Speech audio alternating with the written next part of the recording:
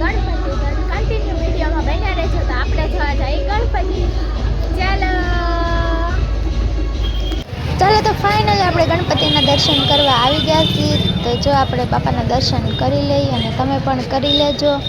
તો આજે છે 10મો દિવસ અને ગણપતિ બાપાનો અંકોટ પણ બહુ મસ્ત ધરેલો છે.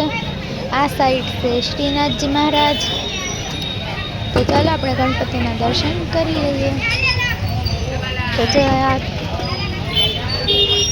ચાલો ગણપતિ બાપાના લાડવાના તો થાળા ભર્યા છે અને સરસ મજાની આરતી છે.